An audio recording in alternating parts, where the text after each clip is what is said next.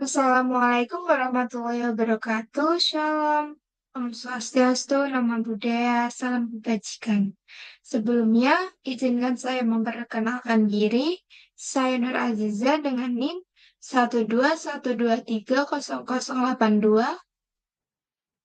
akan memaparkan hasil dari tugas review artikel yang berjudul Hidrogen terbarukan dan berkualitas tinggi dari biomasa lignoselulosa dalam pendekatan biorefinery.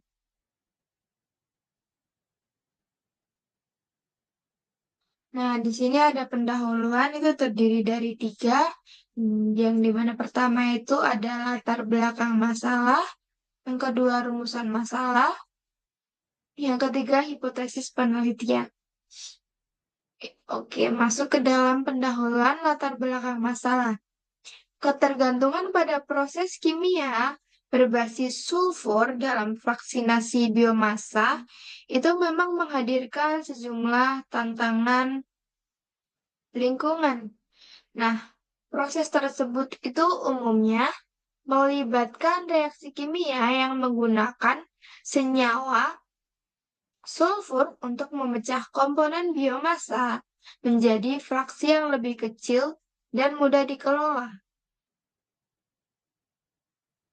Nah, meskipun efektif untuk menghasilkan bahan bakar atau produk kimia tertentu, penggunaan sulfur itu dapat menghasilkan emisi gas yang berbahaya serta limbah beracun yang dapat mencemari lingkungan. Nah, hal ini tuh membatasi potensi penerapan produk yang dihasilkan karena peningkatan biaya pengolahan limbah dan dampaknya terhadap kesehatan dan lingkungan. Kemudian, pemisahan komponen biomasa itu bertujuan untuk mengisolasi bahan yang lebih berguna seperti contohnya selulosa, hemiselulosa, ataupun lignin yang dapat digunakan untuk menghasilkan energi atau bahan kimia lainnya. Proses vaksinasi yang lebih efisien itu mengurangi pembentukan limbah dan mengoptimalkan hasil. Sebagai contoh, misalnya penggunaan teknologi yang lebih ramah lingkungan seperti vaksinasi berbasis pelarut organik atau air superkritis. Nah, itu tuh dapat meningkatkan efisiensi dan mengurangi ketergantungan pada senyawa kimia yang berbasis sulfur.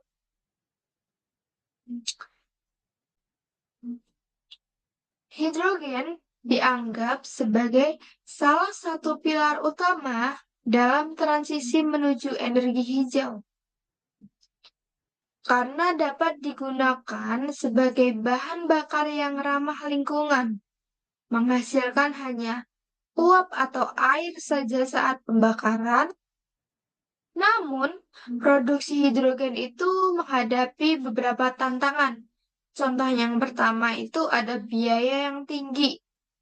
Nah, produksi hidrogen hijau itu yang menggunakan elektrolisis air menggunakan energi terbarukan itu masih lebih mahal biayanya dibandingkan dengan hidrogen yang diproduksi dari bahan bakar fosil. Kemudian yang kedua ada efisiensi rendah. Teknologi elektrolisis masih dalam tahap pengembangan dan efisiensinya dalam konversi energi yang bisa ditingkatkan. Kemudian yang ketiga itu infrastrukturnya masih terbatas karena penyimpanan dan distribusi hidrogen itu memerlukan infrastruktur khusus yang masih terbatas dan mahal untuk dibangun, terutama di luar kawasan industri.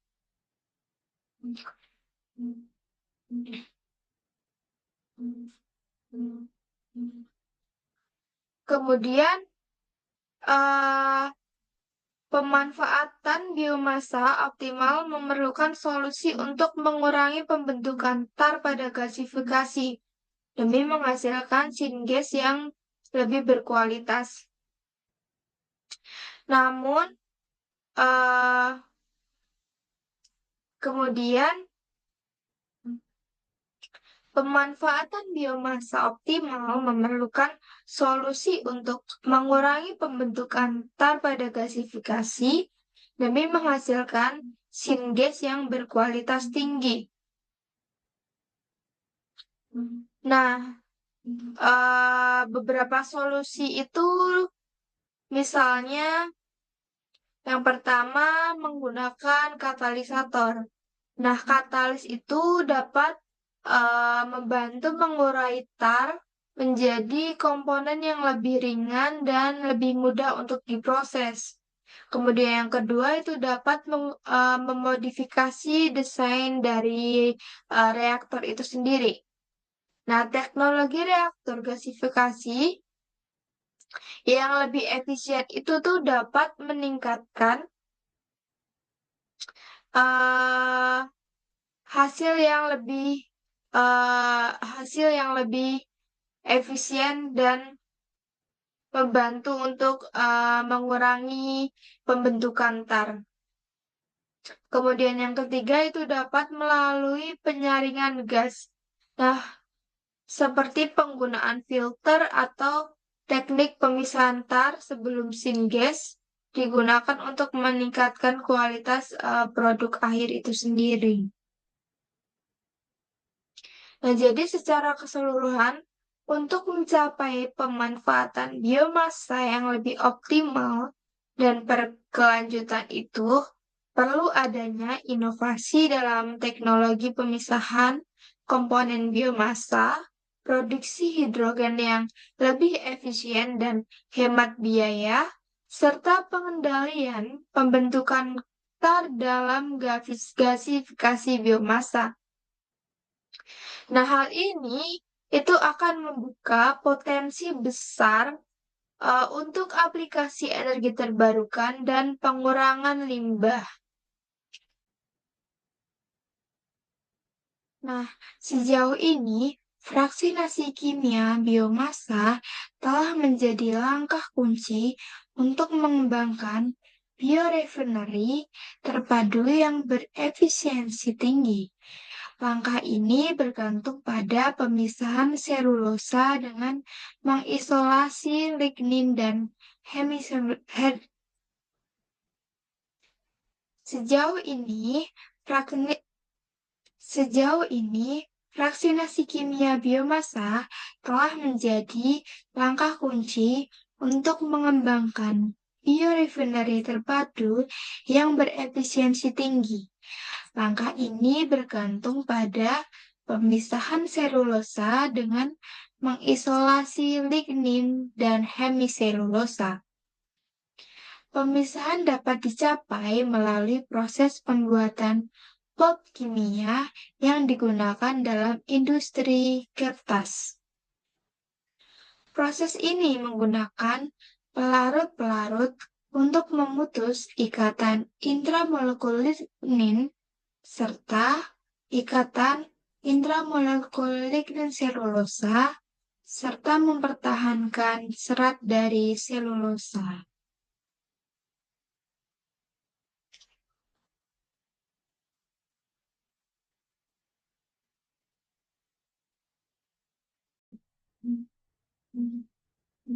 Kemudian masuk ke rumusan masalah. Nah, penelitian pada artikel ini itu tuh berfokus pada pengoptimalan fraksinasi biomasa lignoselulosa untuk menghasilkan selulosa, lignin, dan hemiselulosa dengan proses yang hemat energi dan ramah lingkungan. Selain itu, biomasa lignoselulosa dieksplorasi sebagai sumber untuk menghasilkan hidrogen murni berkonsentrasi tinggi dengan memanfaatkan lignin dan hemiselulosa sebagai produk bernilai tambah.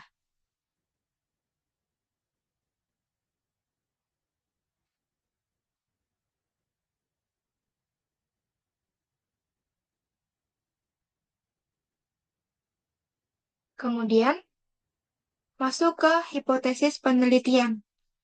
Nah, bahwa pendekatan biorefinery terpadu itu menggunakan proses organosolv yang hemat energi, dikombinasikan dengan gasifikasi uap biokat dari pulp selulosa yang dapat menghasilkan syngas yang kaya hidrogen dengan kemurnian tinggi secara efisien.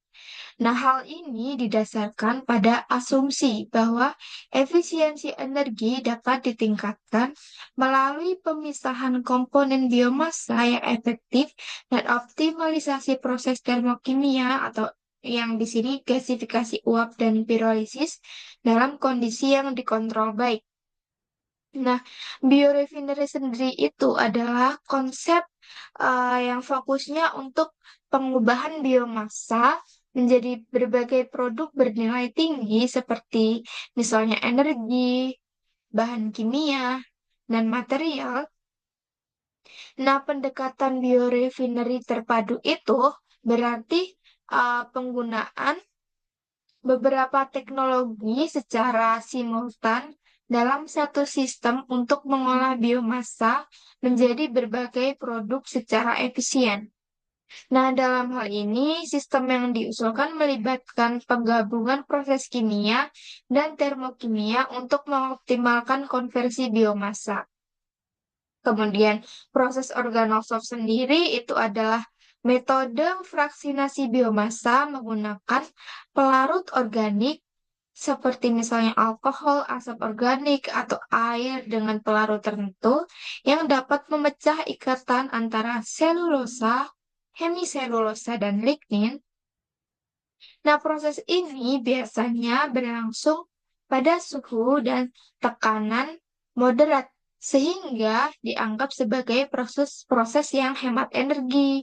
Nah, keuntungan dari penggunaan proses organosolv itu sendiri itu proses ini memungkinkan pemisahan komponen biomassa secara efektif dengan memfasilitasi pemanfaatan masing-masing komponen, seperti di situ selulosa untuk misalnya bioetanol, lignin untuk bahan baku kimia, dan lain-lain.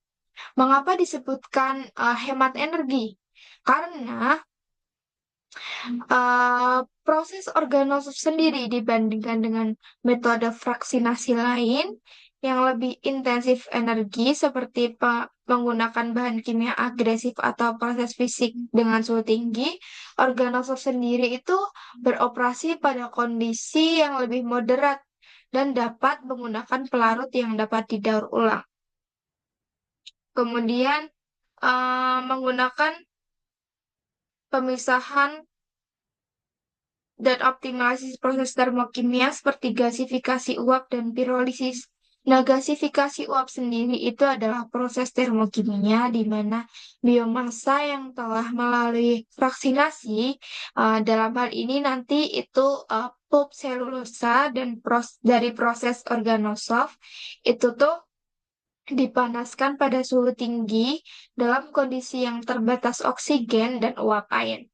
Nah, hasil dari gasifikasi uap itu terdiri dari syngas. Nah, campuran syngas terdiri dari hidrogen atau H2, karbon monoksida atau CO, dan karbon dioksida atau CO2.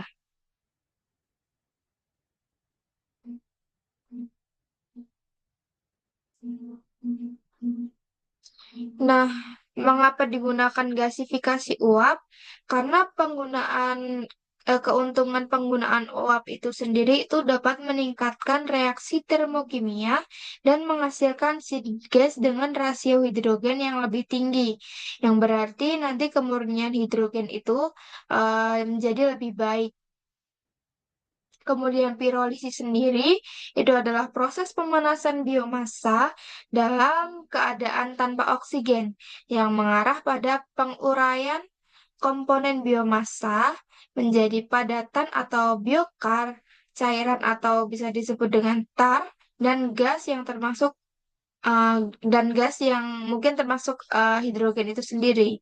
Nah, proses ini itu dapat dilakukan pada suhu yang lebih rendah dibandingkan dengan gasifikasi dan menghasilkan produk-produk yang berguna seperti biokar itu tuh dapat digunakan untuk bahan bakar.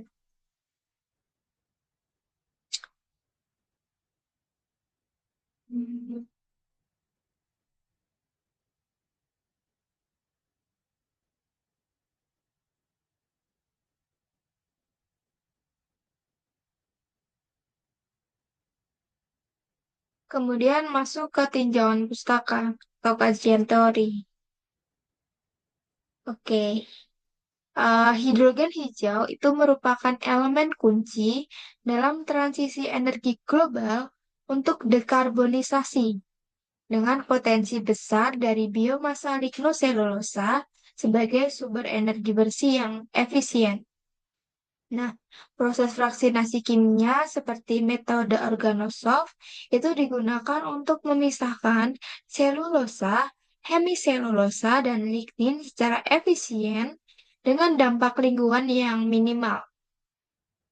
Teknologi gasifikasi biomasa termasuk pirolisis dan gasifikasi uap.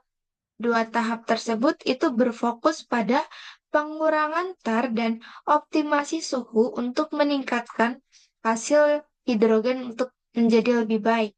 Nah, penelitian dari artikel ini itu mengevaluasi efisiensi energi menggunakan simulasi model Aspen Plus dengan integrasi panas yang membantu menekan konsumsi energi dan meningkatkan keberlanjutan proses.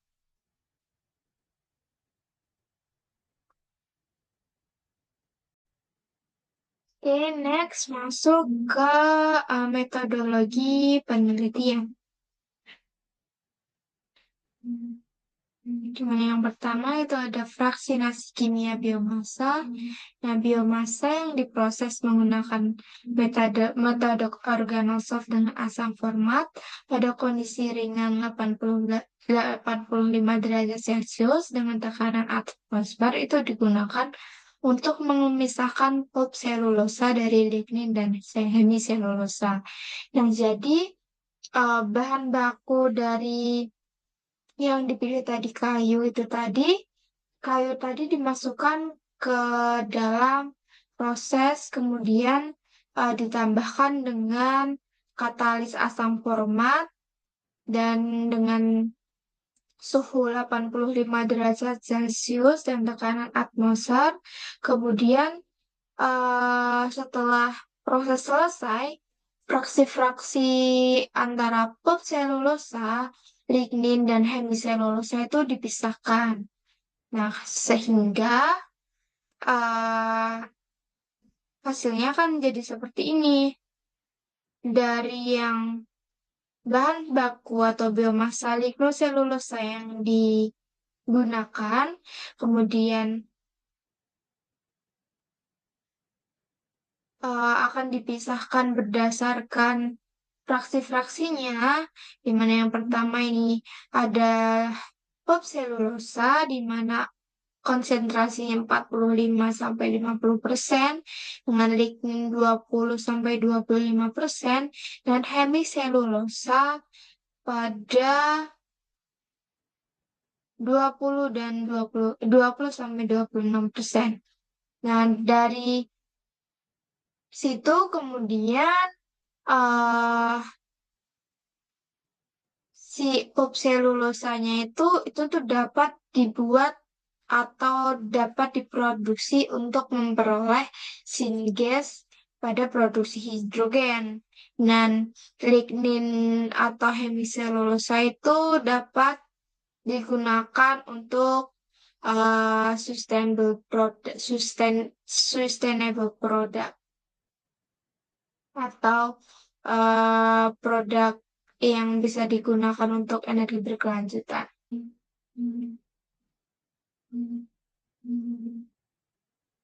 Nah, nah, kemudian masuk ke metodologi penelitian pelakuan optimasi bahan baku. Nah, seperti yang dijelaskan tadi bahwa proses organosolv itu memiliki keuntungan di mana dia itu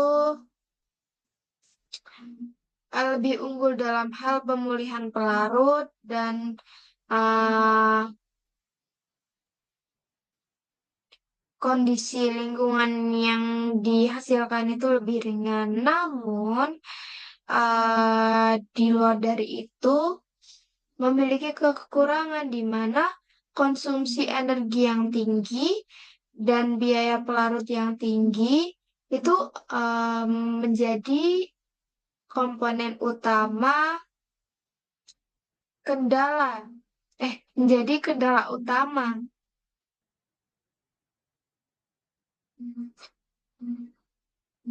Nah, untuk mengatasi hal tersebut, pada artikel itu dijelaskan bahwa produksi syngas atau gasifikasi uap selulosa itu eh, untuk dapat mencapai pendekatan biorefinery itu dapat di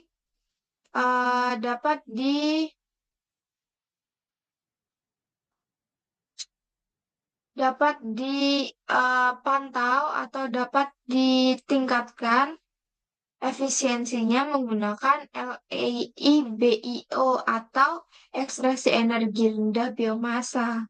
Nah, LEIBIO ini adalah metode pengolahan biomasa yang menggunakan asam format pada kondisi tertentu untuk memisahkan komponen utama biomasa seperti selulosa, lignin, dan hemiselulosa. Nah, proses ini itu bertujuan untuk menghasilkan pulp selulosa yang berkualitas tinggi dengan efisiensi energi yang lebih baik. Dengan parameter utama yang diamati itu seperti waktu reaksi atau pulping dan rasio pelarut terhadap biomasa atau S per L. Nah, pengolahan LEEBIO ini bergantung pada hidrolisis lignin melalui pembelahan ikatan ether untuk membentuk fragmen yang dapat larut. Nah, aktivitas Fa atau asam asam format itu tuh dapat mempengaruhi hidrolisis hemiselulosa melalui pemecahan ikatan glikosidik untuk membentuk gula. Lignin itu dihubungkan ke hemiselulosa melalui interaksi elektrostatik. Kemudian dijelaskan juga pada artikel yang saya pilih itu bahwa pengolahan LEBIO itu memiliki keuntungan di mana uh, uh, metode ini menawarkan keuntungan pemisahan serat selulosa dari lignin dan hemiselulosa pada kondisi yang sedang, di mana pada kondisi 85 derajat Celcius dan tekanan 1 atm. Selain itu, eh, proses ini atau proses eh, LEEBIO ini didukung oleh fakta bahwa lignin dan hemiselulosa yang diekstraksi dapat digunakan di sektor industri tanpa mengubah teknologi atau infrastruktur yang ada. Nah, lignin dapat digunakan sebagai pengganti langsung untuk misalkan fenol, polietilen, glikol, dan turunan lainnya.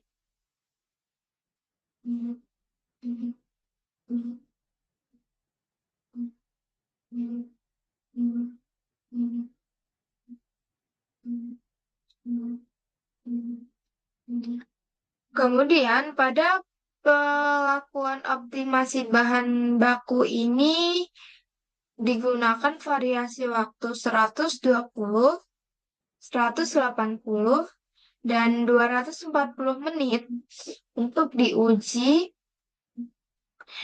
pengaruh waktu terhadap hasil pap dan kandungan lignins residu yang diperoleh. Kemudian masuk ke metodologi penelitian yang kedua yaitu gasifikasi. Nah, gasifikasi dilakukan melalui dua tahap. Yang pertama itu tadi pirolisis untuk menghasilkan biokar dan senyawa volatil. Kemudian gasifikasi uap biokar untuk menghasilkan syngas yang kayak akan hidrogen di mana suhu yang digunakan itu 750 sampai 950 derajat Celcius. Nah, proses pada gasifikasi itu yang pertama 90 gram sampel itu dipanaskan di bawah aliran nitrogen 3,5 liter per menit pada laju pemanasan 20 derajat Celcius per menit untuk menyelesaikan langkah pirolisis. Nah, setelah mencapai suhu yang diinginkan pada 750, 850, dan 950 derajat, reaktor disimpan di bawah atmosfer inlet selama 15 menit. Kemudian, uap disuntikan terus-menerus dengan nitrogen untuk membuat campuran yang mencakup 60% volume. Nah, pada akhir percobaan, langkah gasifikasi pemanasan dimatikan dan atmosfer dialihkan ke nitrogen hingga suhu ruangan tercapai. Nah, komponen syngas termasuk H2, hidrogen, karbon dioksida, karbon monoksida, metana, dan nitrogen itu dianalisis menggunakan kromatografi gas atau mikrogesi 3000A Agilent. Kemudian arang yang tersisa itu dikumpulkan dan ditimbang.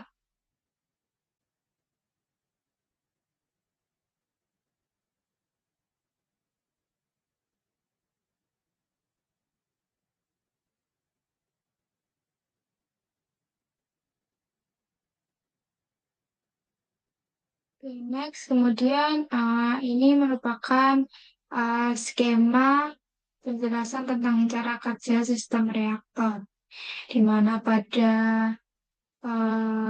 gambar satu ini merupakan reaktor di mana bahan biomasa itu ditempatkan di dalam reaktor seperti ditunjukkan seperti ini. Pada reaktor ini terdapat serbuk kayu. Nah, reaktor ini adalah tempat utama di mana reaksi kimia itu terjadi. Nah, temperatur di dalam reaktor itu dikontrol secara ketat menggunakan sistem kontrol suhu yang terintegrasi. Kemudian, nomor 2 ini menunjukkan tentang merupakan alat steam generator system. Nah, sistem ini menghasilkan uap air yang uap air yang dimasukkan ke dalam reaktor. Nah, uap air itu digunakan untuk membantu terjadinya reaksi seperti dalam reaksi pirolisis atau gasifikasi uap, di mana uap berinteraksi dengan biomasa. Kemudian ketiga itu merupakan condensation system. Nah, di sini itu sistem kondensasi digunakan untuk memisahkan gas dan cairan hasil reaksi. Cairan hasil reaksi seperti senyawa volatil atau komponen organik itu dikondensasikan pada suhu tertentu. Misalnya Pada cold bath itu pada suhu 25 derajat Celcius menggunakan 2 isopropanol sebagai cairan pendingin.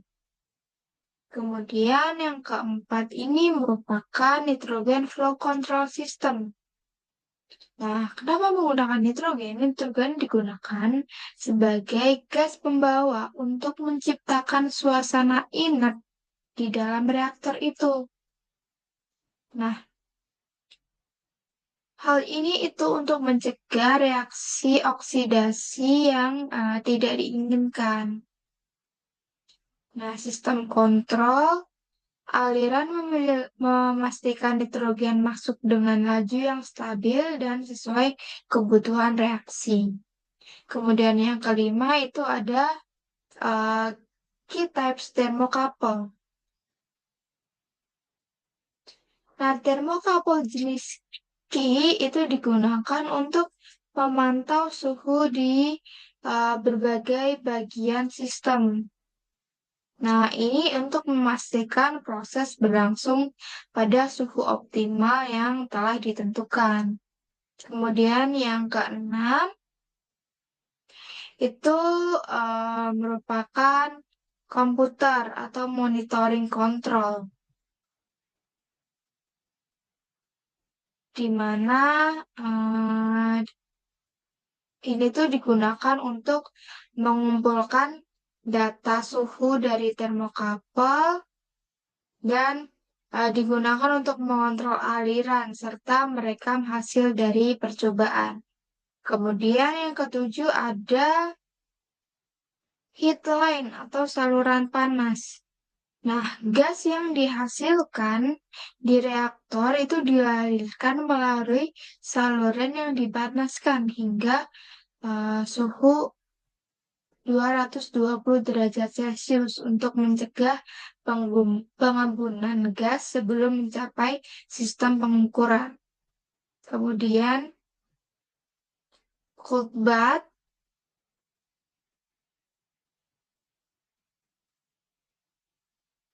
itu digunakan setelah reaksi gas dialirkan ke sistem kondensasi yang diinginkan menggunakan cold bath. Nah, cairan yang mudah menguap itu dipisahkan dari gas utamanya. Kemudian, silika gel digunakan untuk menyerap sisa kelembapan dari gas dan gas akhir atau gas utamanya itu dialirkan ke alat penghitung gas atau gas counter untuk mengukur volume total gas yang dihasilkan. Kemudian sampel diambil untuk dianalisis lebih lanjut.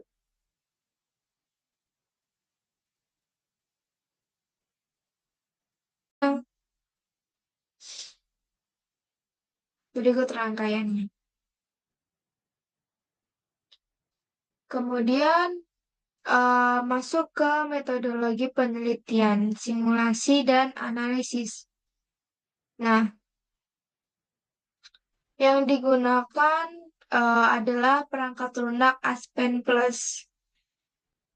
Aspen Plus sendiri itu digunakan untuk memodelkan proses, mengoptimalkan penggunaan energi, dan menganalisis efisiensi hasil produksi hidrogen. Di mana prosesnya yang pertama itu pelakuan LEBO, di mana biomasa mentah dikeringkan terlebih dahulu untuk mengurangi kadar air. Nah, biomasa kering kemudian diolah dengan asam format atau Fa.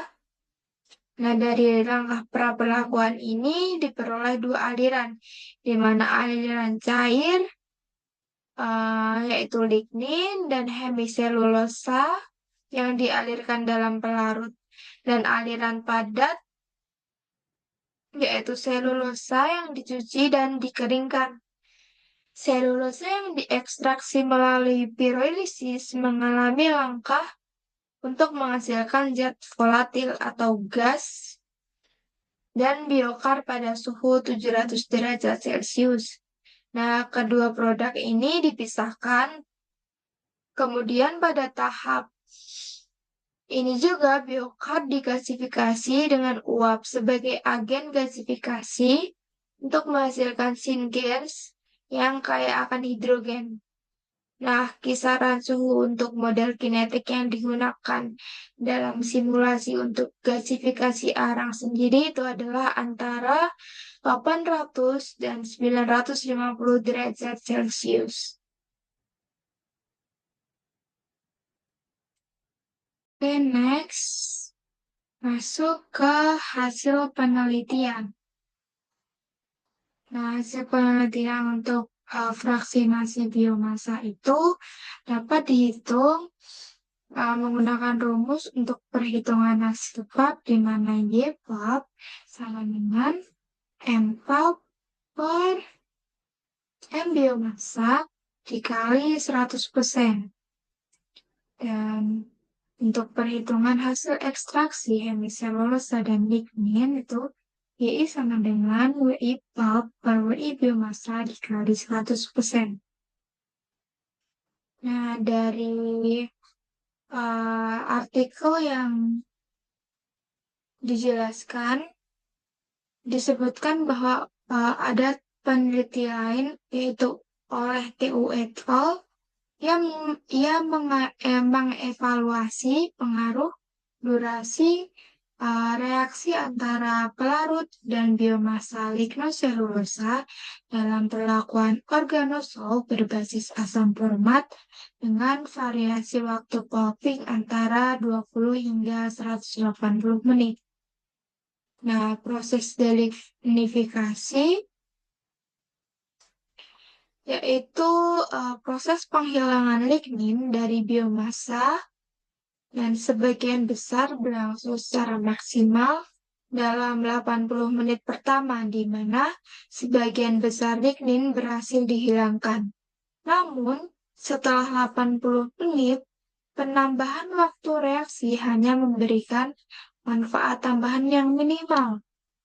Nah, jika waktu pulping diperpanjang melebihi waktu optimalnya, itu terdapat efek negatif seperti dehidrasi selulosa menjadi komponen yang tidak diinginkan.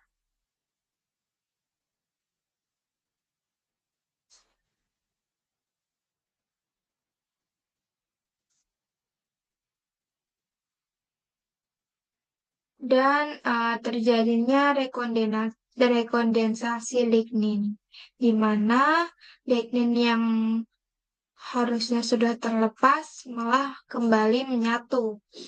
Nah, sehingga akan menurunkan efisiensi dari proses itu sendiri. Nah, meskipun laju delignifikasi maksimum tercapai dalam 80 menit awal, penelitian memilih waktu 180 menit sebagai durasi reaksi optimal. Pemilihan ini didasarkan pada keseimbangan antara efisiensi penghilangan lignin dan minimnya dehidrasi selulosa, sehingga memastikan hasil pulp yang optimal dengan kandungan lignin residu yang rendah. Sehingga dapat diambil kesimpulan bahwa penelitian tersebut menunjukkan pentingnya menemukan waktu reaksi yang tepat dalam proses organosolv berbasis asam format. Apabila uh, panjang waktu terlalu pendek, itu maka delignifikasi mungkin belum maksimal. Namun apabila jangka waktu yang diambil terlalu lama juga, resiko degradasi selulosa dan rekondensasi lignin akan meningkat. Sehingga dipilihlah 180 menit sebagai durasi reaksi yang optimal. Next, masuk ke hasil penelitian. di mana fraksinasi biomassa didapat hasil pulp selulosa dengan kandungan lignit sebesar 32,5% dengan tingkat delignifikasi 33,2% dan penghilangan hemiselulosa sebesar 76,7%. Nah, dari hasil fraksinasi tersebut itu menunjukkan konsistensi yang membuktikan bahwa proses tersebut itu dapat digunakan untuk potensi skala yang besar.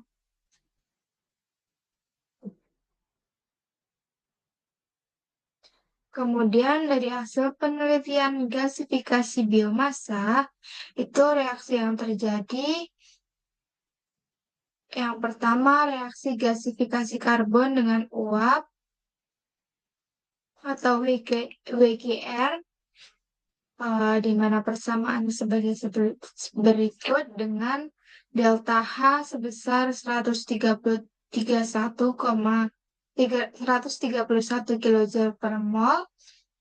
Kemudian reaksi pergeseran air gas atau water gas diffraction atau WGSR dengan delta H 41 kJ per mol dan reaksi Bondot dengan delta H sama dengan 172 kJ per mol. Nah, pada suhu ini reaksi utama seperti reaksi gas air atau WGR, reaksi pergeseran air gas atau WGSR, dan reaksi reformasi metana uap berlangsung dengan lebih cepat dan efisien. Suhu tinggi akan memecah senyawa organik kompleks yang berkontribusi pada pembentukan tar menjadi gas sederhana seperti hidrogen, karbon dioksida, dan karbon monoksida.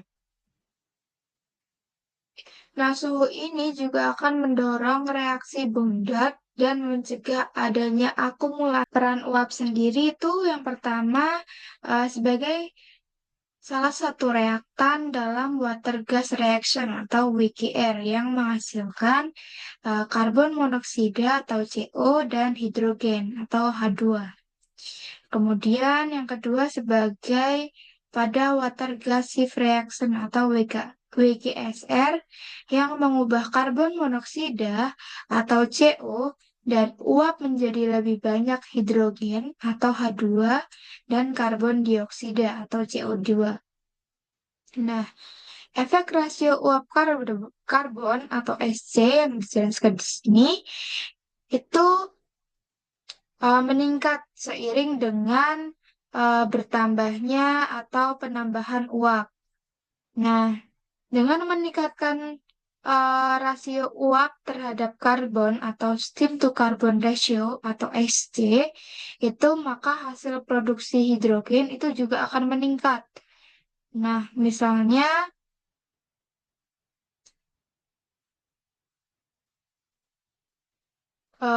seperti ini pada 15 gram per kilogram biokar itu steam to carbon ratio meningkat dari 0,7, 1,5, 2,3 sampai pada 60 dia pada 3,1. Akan tetapi dijelaskan juga dalam artikel bahwa uh, steam steam atau SC yang terlalu tinggi itu dapat menyebabkan efisiensi yang akan menurun.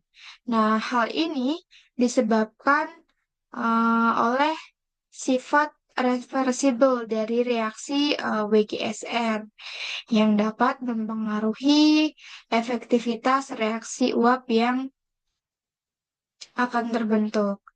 Kemudian, distribusi suhu dalam reaktor itu juga memiliki atau bisa berkesinambungan terhadap laju aliran uap, di mana suhu di dalam reaktor itu kan tidak seragam. Nah, ketika suhu cenderung menurun ke bagian atas reaktor, maka akan terjadi ketidakaturan. Nah, hal ini dapat mengganggu kinetika reaksi, sehingga efisiensi reaksi juga akan terganggu.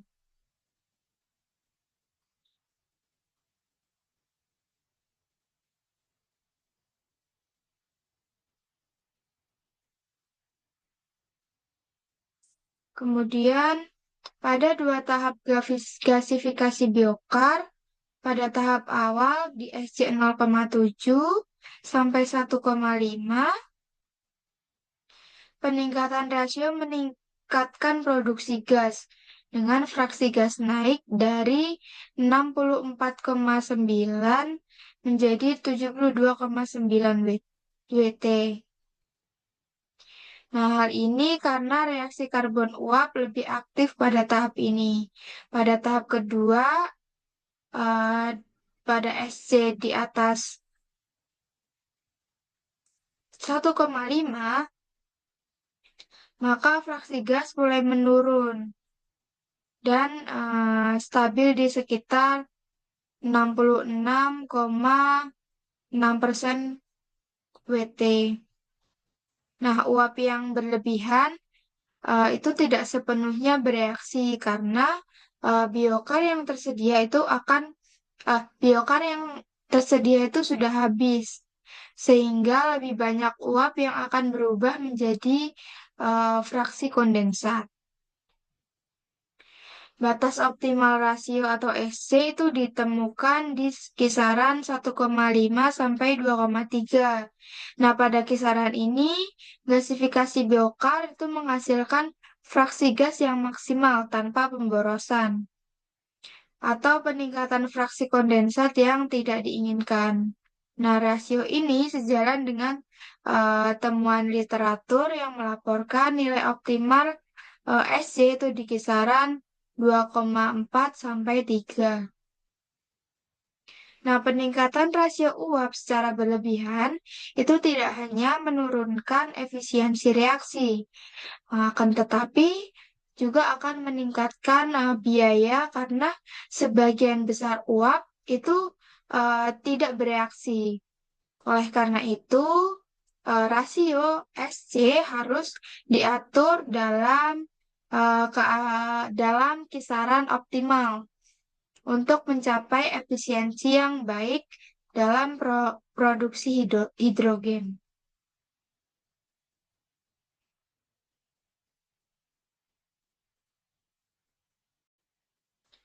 Dari artikel dijelaskan bahwa suhu itu merupakan variabel penting yang mempengaruhi komponen syngas, terutama hidrogen yang merupakan produk utama gasifikasi biokar. Nah, seperti yang ditunjukkan pada gambar 3, hasil hidrogen maksimum mencapai 190,6 gram per kilogram eh, kar pada suhu 950 derajat Celcius. Nah, fraksi hidrogen turun secara bertahap dengan meningkatnya suhu. Fraksi hidrogen, nah hal ini disebabkan oleh adanya penurunan reaktivitas WGSR yang sedikit eksotermik dan mulai berbalik pada suhu antara 700 derajat dan 800 derajat Celcius. Nah, suhu menunjukkan dampak yang besar pada kecakapan rasio molar komponen syngas. Temuan serupa diperoleh dalam penelitian lain bahwa pada suhu yang lebih tinggi, reaksi pergeseran air gas atau WGSR bergeser ke kiri yang menyebabkan penurunan produksi hidrogen.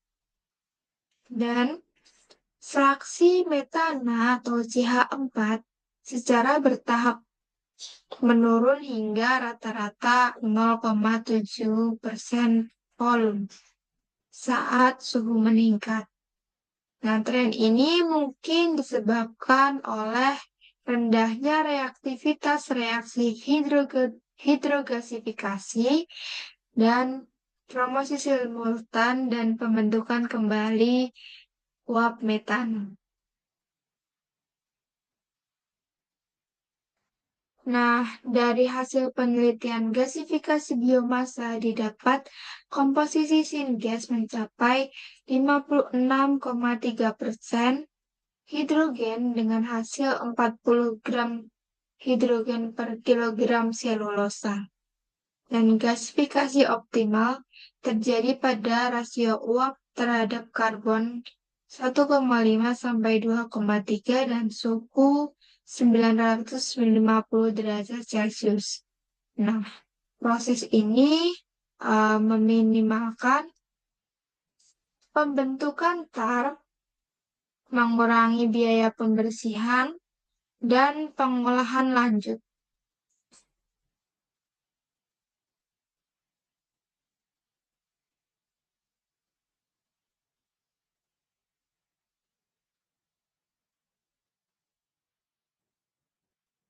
Kemudian masuk ke hasil penelitian dari simulasi proses. Nah, untuk mengevaluasi produksi hidrogen dari gasifikasi pulp selulosa dalam pendekatan biorefinery terpadu, eh, artikel tersebut merancang model Aspen Plus atau F12 yang menggabungkan perlakuan LEEBIO dan pirogasifikasi, di mana skemanya seperti berikut. Biomasa dimasukkan, kemudian mengalami proses pengeringan. Kemudian masuk ke praperawatan LEEBIO. Di sini biomasa dimasak atau dicampur dengan asam format. Kemudian terjadi pencucian asam dan pencucian air. Kemudian biomasa mengalami proses pengeringan.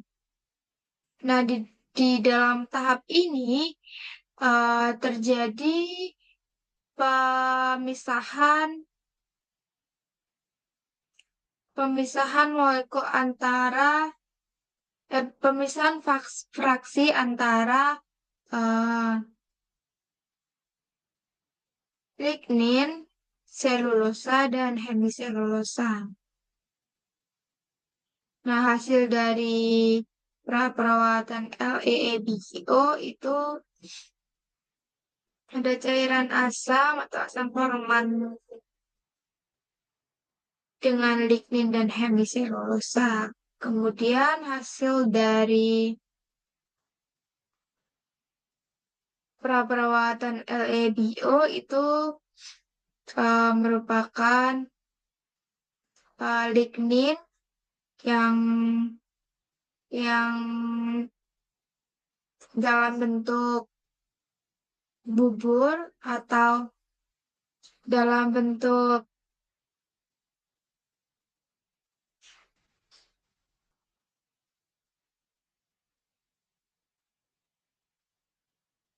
itu kemudian di pirolisis. Nah, hasil dari pirolisis itu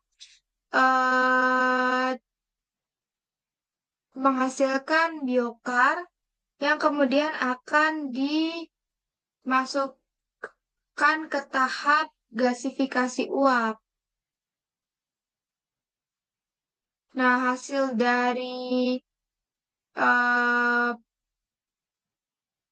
hasil samping dari hasil pirolisis itu berupa uap yang akan mengalami proses pembakaran dan akan diolah lebih lanjut.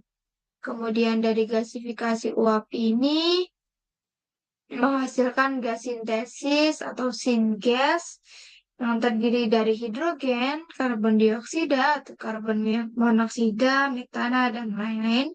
Kemudian masuk ke pergeseran gas air atau SCWG dan akan dipisahkan pada PSA untuk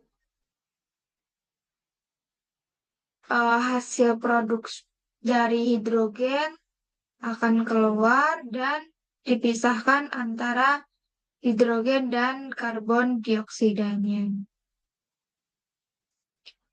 Kemudian hasil penelitian efisiensi energi itu didapat efisiensi produksi hidrogen sebesar 26,5% dengan kebutuhan energi 111,1 kilo kWh per kilogram hidrogen.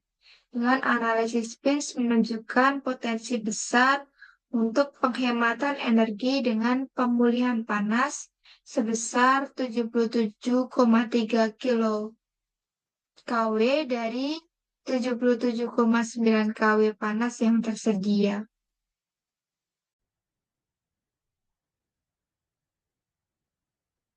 Baik, kemudian masuk ke kesimpulan.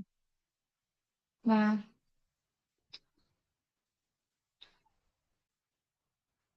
studi ini mengungkapkan pendekatan inovatif untuk menghasilkan hidrogen hijau melalui pengolahan biomasa lignoselulosa sebagai sumber daya terbarukan yang melimpah.